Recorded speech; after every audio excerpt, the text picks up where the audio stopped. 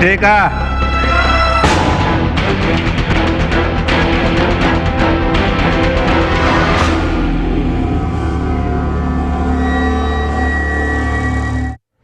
Mas Tama, tapi kita tidak bisa ya kemudian karena beberapa kesalahan kemudian menggugurkan segala kebaikan. Yang dilakukan Pak Jokowi dalam penegakan hukum cukup banyak. Contohnya untuk KPK, ini pegawai-pegawai menjadi ASN, bahkan juga ada hal-hal baik lainnya. Itu bagaimana? Tidak dilihat?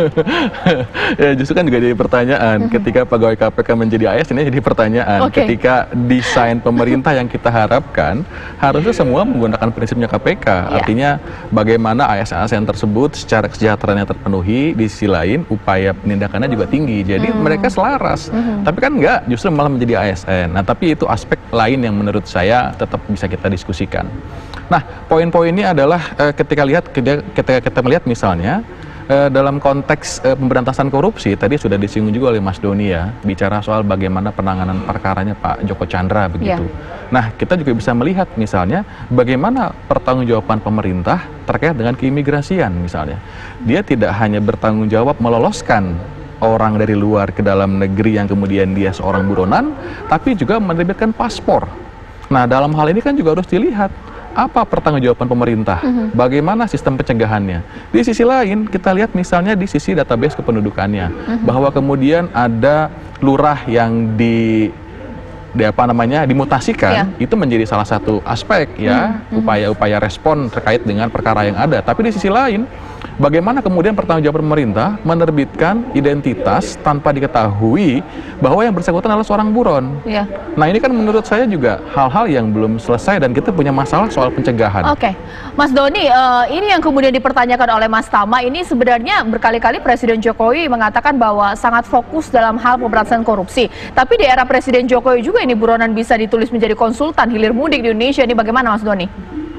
Ya, saya kira semua oknum yang terlibat dalam kasus Joko Chandra sudah ditersangkakan dan sudah diusut begitu. Jadi saya kira ini menjadi pelajaran bahwa kita memang bukan cuma kasus per kasus, tapi ekosistemnya harus dirubah ya, dengan simplifikasi regulasi, deregulasi, kemudian debirokratisasi. Ya, karena birokrasi kita semakin itu birokrasi dan highly regulated, semakin besar peluang korupsi di situ. Jadi memang ini harus sistem yang dirubah, bukan cuma kasus per kasus. Jadi sistemnya memang harus dirubah, diperkuat ya, dan ini saya kira menjadi semangat Presiden Jokowi dalam pemberantasan korupsi. Jadi bukan cuma menangkap orang, tapi juga membuat sistem sehingga korupsi itu menjadi sesuatu yang bukan mustahil tapi hampir tidak mungkin dilakukan begitu, Mbak Caca. Tapi kalau Mas Tama, sudah terlihat tidak upaya untuk membenahi sistem itu? Ya, kalau bicara soal upaya-upaya perbaikan kan juga dilakukan. Saya sudah ceritakan tadi di awal, bagaimana kemudian Pak Jokowi itu sudah punya desain yang namanya Stranas PK, strategi pencegahan korupsi, yang saya juga ikuti. Dari mulai hal-hal yang berhubungan dengan SPPTI ya, sistem penanganan perkara terpadu, kemudian juga ada pedoman pemidanaan, kemudian yang lain-lain bicara soal zona integritas, itu dikerjakan, itu dilakukan. Tapi kan lagi-lagi, pencegahan itu kan juga harus bisa mengadres, harus bisa kemudian dia masuk ke dalam permasalahan yang sebenarnya. Nah, di sisi lain, kalau soal pencegahan menurut saya sudah memang mulai berjalan. Tapi di sisi lain tadi yang saya katakan, revisi Undang-Undang KPK, remisi, kemudian gerasi atau pembebasan bersyarat kepada para koruptor, ini juga masih diberikan. Artinya kan bicara soal kerja-kerja itu, meskipun secara teknis itu ada di bawah Kementerian Hukum dan HAM, tentu saja itu menjadi wajahnya Pak Presiden. Kemudian yang lain tadi kita sudah mention soal imigrasi dan lain sebagainya. Artinya dari sisi pemberantasan korupsi, kita masih punya banyak PR yang perlu dikerjakan. Nah, di sisi lain, pidato yang sangat luar biasa itu yang menyinggung berbagai macam aspek, tapi pada faktanya justru kita masih punya banyak bolong dan tanggung jawab yang belum dikerjakan. Nah, itu yang menurut saya juga harus jadi perhatian ya, bahwa kemudian ada penyampaian kepada masyarakat lewat pidato Pak Jokowi, tapi di sisi lain masalah-masalah yang serius soal regulasi, kemudian pemberantasan korupsi, ini kan juga masih banyak menyisakan persoalan. Mas Doni, capaian-capaian disebutkan dalam pidato ternyata pelaksana masih banyak bolongnya. Ini bukan disalahkan mengenai jajaran yang tidak bekerja dengan baik atau permasalahan mereka yang ini ranahnya dari jajaran dari di bawahnya Presiden, tapi ini juga mencoreng wajah dari Presiden. Bagaimana kemudian melihatnya? Ya, saya kira semua itu adalah bahan evaluasi ya ke depannya. Jadi memang tidak ada yang sempurna. Tetapi saya kira semangat dan motivasi presiden itu kuat sekali dalam memberantas korupsi ya. Terbukti memang begitu ada kasus kemarin langsung diselesaikan begitu. Itu atas perintah presiden langsung.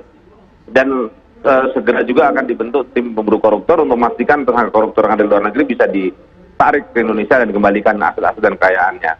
Nah, soal sistem juga akan diperbaharui, akan dibentuk satu sistem yang lebih transparan, ya akuntabel, ya seperti e-procurement dan lain sebagainya itu, ya penganggaran berbasis elektronik misalnya, dan itu semuanya menjaga supaya peluang korupsi itu semakin minimal.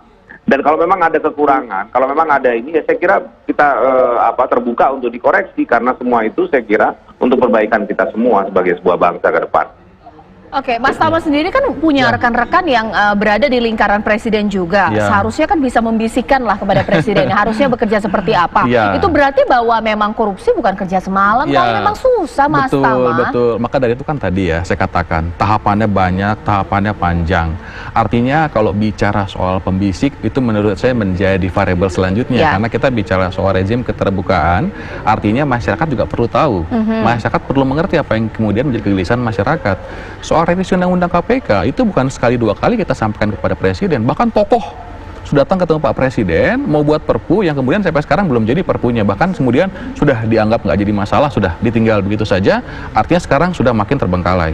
Kalau kita mau lihat faktanya misalnya revisi undang-undang KPK seperti apa yang sekarang sedang bekerja, kita mau lihat misal bagaimana Harun Masiku itu jadi buron nggak selesai-selesai.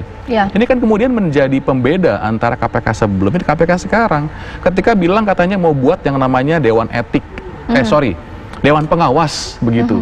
Zaman dulu ada banyak pimpinan yang kena sanksi etik gara-gara pelanggaran etik. Nah sekarang begitu ada Dewas, saya mau tanya misalnya bagaimana pertanggungjawaban Dewas terkait dengan laporan-laporan kepada Ketua KPK. Kita nggak tahu bagaimana perkembangannya, kita nggak tahu penilaian Dewas itu seperti apa. Artinya apa? Artinya upaya yang kemudian diharapkan ada pengawasnya KPK, kemudian perbaikan regulasi dan lain sebagainya. Saya belum melihat hal yang kemudian menjadi capaian itu luar biasa begitu. Artinya apa yang dilakukan ya udah biasa-biasa saja. Bahkan cenderung tadi ada degradasi ya. Kemudian posisi KPK yang tadinya kita lihat cukup baik performanya, sekarang kita pengen tahu perkara high profile apa yang KPK tuntaskan. Baik, Mas Doni, terakhir apa yang bisa disampaikan kepada masyarakat dalam hal penegakan hukum sesuai dengan yang dikatakan oleh Presiden, kita bajak momentum krisis, tapi di tengah PR-nya ini sangat banyak dari sisi hukum, bagaimana? Baik, penegakan hukum itu adalah kunci. Kenapa? Karena misalnya kita bicara korupsi, itu menghambat investasi, menghambat pembangunan, menghambat kesejahteraan begitu. Jadi ini saya kira kunci yang dipegang oleh Presiden bahwa tidak main-main dalam soal penegakan hukum, dalam soal pemberantasan korupsi. KPK diperkuat. Kalau memang KPK sekarang belum ada high profile, ya saya kira memang KPK sekarang bekerja tidak seperti yang dulu begitu. Mungkin lebih subtle, tapi saya kira tidak kalah efektif ya dengan KPK yang lama. Jadi saya kira kita mesti melihat secara fair ya bagaimana KPK sudah bekerja begitu, Mbak Caca. Dan saya berharap masyarakat terus memberikan masukan kepada pemerintah, kepada Presiden, ya supaya penegakan hukum tentang korupsi ini terus berlangsung dan kita bisa melihat bagaimana kita bisa keluar dari krisis ini bersama-sama begitu. Oke, nah terakhir Mas Tama, kalaulah kemudian sudah disampaikan dalam pidato kenegaraan ke depan, harapan kita seperti apa? PR-PR yang tadi bisa diselesaikan atau nambah PR baru?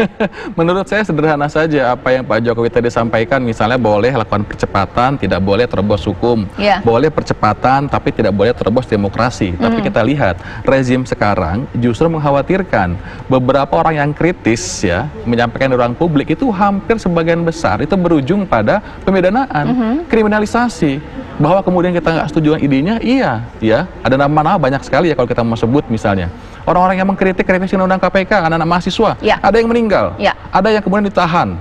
Ini kan kemudian kita bicara lagi, mau bilang percepatan tapi nggak ada ruang demokrasinya, mau seperti apa? Artinya apa? Saya berharap apa yang Pak Jokowi sampaikan itu betul-betul dikerjakan. Poin lainnya yang terakhir adalah, kalau kemudian Pak Jokowi minta masukan, tolong dibuka ruang itu.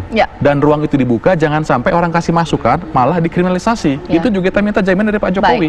Baik, Mas Tama terima kasih banyak Sama-sama, atas Mbak. waktunya. Mas Doni terima kasih banyak. Kita Terima kasih, harapkan Mbak bahwa Caca. apa yang saat ini sedang dilakukan oleh Presiden Jokowi Ya. dikerjakan dan tuntas ya, Betul. jangan kemudian menjadi PR tertinggal. Betul. Dan kemudian pemirsa, seperti yang saya sampaikan sebelumnya, juga tema-tema lain juga saya hadirkan di malam hari ini, yakni adalah mengenai vaksin COVID-19 yang saat ini sudah memasuki uji klinis tahap 3.